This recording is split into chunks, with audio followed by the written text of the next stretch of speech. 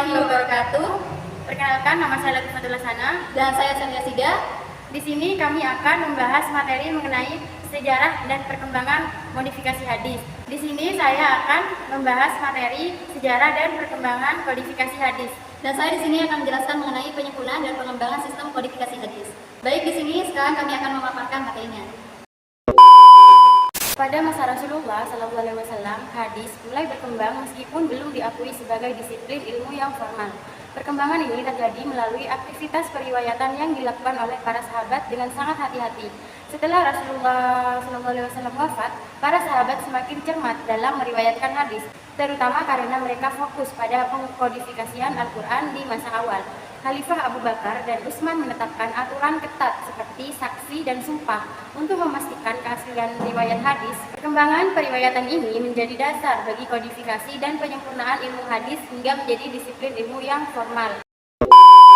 Yang pertama, pada masa Nabi Muhammad SAW 610 sampai 632 Masehi. Pada masa kehidupan Nabi, hadis disampaikan secara lisan. Nabi menyampaikan ajarannya langsung kepada para sahabat, kemudian para sahabat meriwayatkannya kepada orang lain. Pada masa ini tidak ada kodifikasi tertulis secara resmi, meskipun sebagian sahabat seperti Abdullah bin Amir bin As menulis hadis dengan izin Nabi. Beberapa alasan Nabi tidak mendorong penulisan hadis secara massal.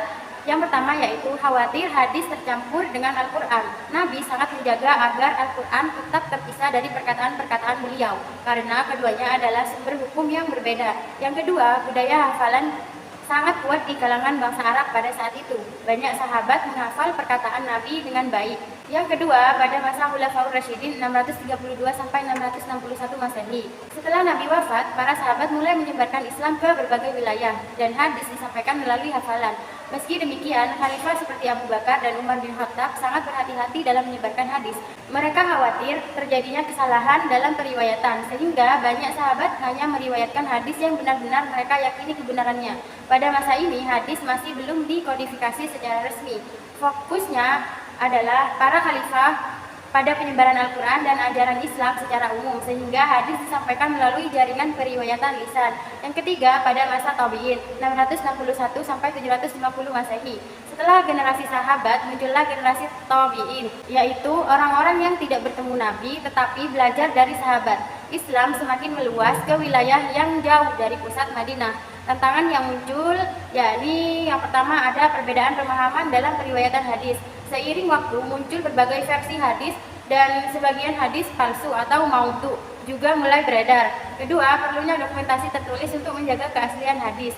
Pada masa ini beberapa ulama mulai mengumpulkan hadis secara tertulis. Salah satu tokoh penting yang melakukan pengumpulan ini adalah Umar bin Abdul Aziz, Khalifah dinasti Umayyah, yang memerintahkan penulisan hadis secara resmi karena khawatir akan hilangnya ilmu hadis dengan wafatnya para ulama. Yang keempat, ada kodifikasi hadis pada abad kedua hingga ketiga Hijriah atau 8 sampai 9 Masehi. Kodifikasi hadis secara sistematis dimulai pada abad kedua Hijriah.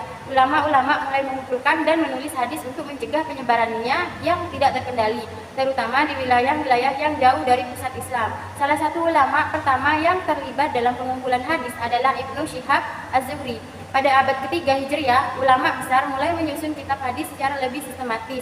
Di antara karya-karya monumental pada masa ini adalah Al-Muwattah, karya Imam Malik yang mengandung hadis-hadis yang diamalkan di Madinah. Yang kedua, Sahih Bukhari, karya Imam Bukhari yang dianggap sebagai kitab hadis tersahih. Yang ketiga, Sahih Muslim, karya Imam Muslim yang juga merupakan kumpulan hadis sahih. Dan kumpulan hadis dalam bentuk sunan seperti Sunan Abu Dawud, Sunan At-Tirmizi, Sunan An-Nasai, dan Sunan Ibnu Majah. Sejarah hadis merupakan perjalanan yang panjang dari penyampaian lisan di zaman Nabi, kemudian berkembang menjadi penulisan di era Tabi'in, hingga akhirnya mencapai puncak kodifikasi di abad kedua dan ketiga Hijriah. Ulama setelah masa kodifikasi melanjutkan dengan melakukan kritik hadis untuk memastikan keaslian riwayat yang ada. Proses ini menjaga keutuhan dan keautentikan ajaran Nabi Muhammad SAW dalam bentuk hadis. Baik, di sini saya akan menjelaskan mengenai penyempurnaan dan pengembangan sistem penyusunan hadis.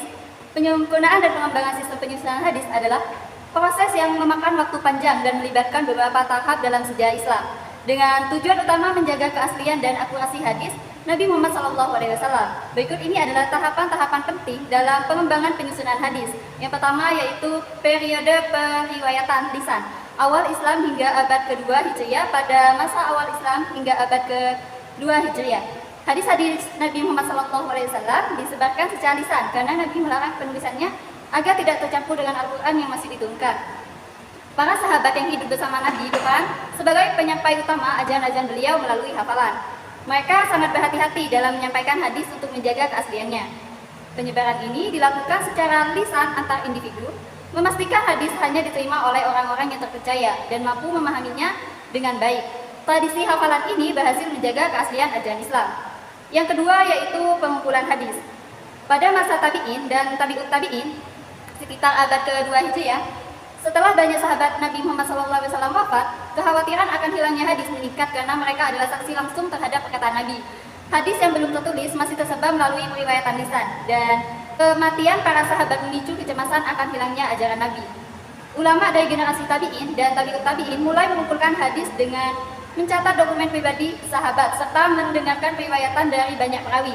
Pengumpulan dilakukan dengan hati-hati, memastikan hanya hadis sahih yang diterima. Ulama juga menyelidiki rantai periwayatan, yaitu sanad, untuk memverifikasi keaslian setiap hadis, menjaga integritas ajaran Islam. Dan yang ketiga yaitu kodifikasi hadis.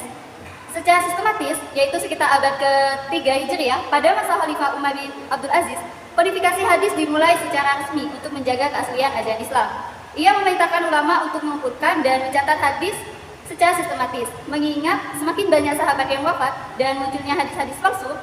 Ulama seperti Imam Malik dan Imam Ahmad bin Hanbal kemudian menyusun kitab-kitab hadis seperti Muwatta dan Musnad yang menjadi landasan penting bagi studi hadis.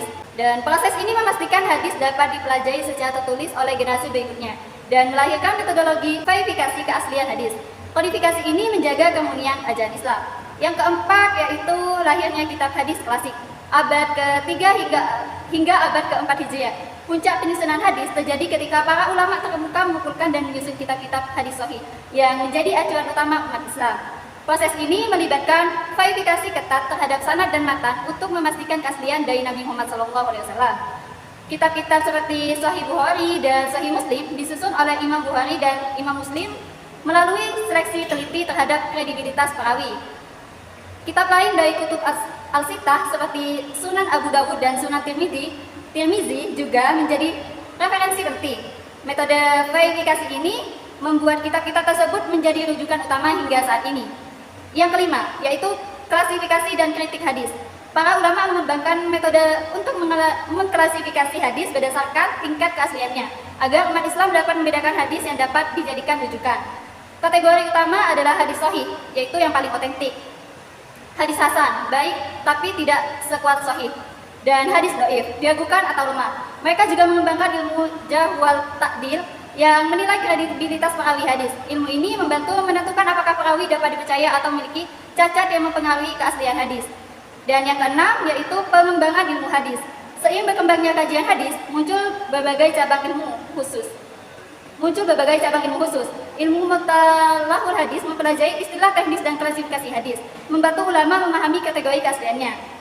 Ilmu rijalul hadis fokus pada biografi perawi, menilai latar belakang dan integritas mereka. Ilmu tahrij digunakan untuk menelusuri dan memverifikasi sumber hadis serta jalur periwayatannya. Ketiga cabang ilmu ini saling melengkapi dalam memperkaya pemahaman terhadap hadis Nabi Muhammad SAW. Dan yang ketujuh yaitu penyempurnaan dengan penggunaan teknologi modern. Perkembangan teknologi modern telah memudahkan studi hadis melalui digitalisasi kitab-kitab klasik. Proses ini memungkinkan akses cepat dan efisien bagi peneliti, ulama, dan masyarakat umum.